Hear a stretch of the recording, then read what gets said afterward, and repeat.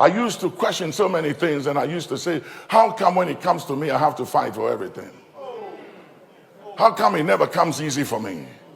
And I said, how come it comes easy for others? I pray for others, they get it. And I say, Lord, look at me. I got some issues. I have issues. I have family issues. I got some issues. I need some breakthroughs. And especially when I pray for people's kids and they go to beds of school and they call me, your grandson, your granddaughter just graduated, went to Yale and Harvard and went to Cambridge and Oxford. And they are coming, sharing testimony, bringing them to see me. And I look around and I say, God, so you are using me to touch everybody else. How about mine?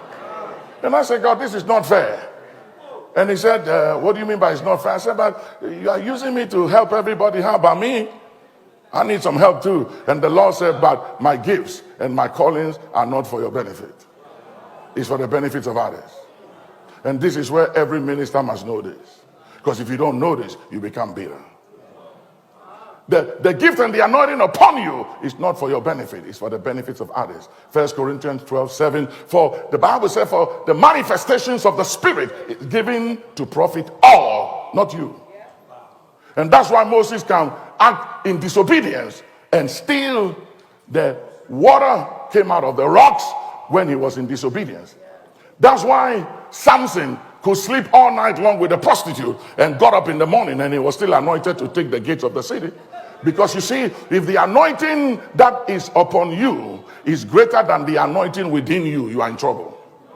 Because the anointing upon you is for the ministry. The anointing within you is for your salvation and character. Smith Wigglesworth had gallbladder stones. He has something to do with stones, whatever you call it medically. And he raised many from the dead and he couldn't heal himself. The daughter was deaf and she died deaf. He couldn't heal her. I can tell you stories of great men and women of God that has walked this earth and shook this earth and shook this land and had issues that was never resolved. The Bible said Elisha was sick and he died of his sickness, and his bones in the grave years after, they took a body of a dead man, put it in the grave, and his bones resurrected somebody who died. And yet he was sick and couldn't heal himself of the anointing that could raise the dead. So you can have an anointing to heal the sick and raise the dead, but if you don't know how to apply it for your own good and benefit, you will miss it, because the anointing upon is not for your benefit, it's for the benefits of others.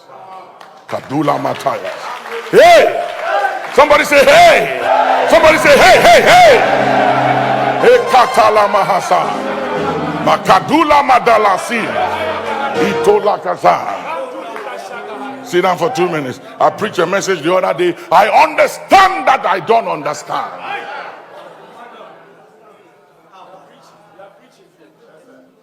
Because I had so many unanswered questions on my mind.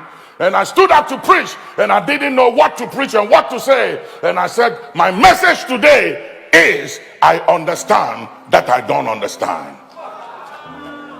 Because it's not everything we will understand until we see Jesus face to face. So be careful. Be careful how you judge others. Be careful how you come to conclusions about other people. I said to a bishop the other day, I said, when you have children, do not criticize other people's children.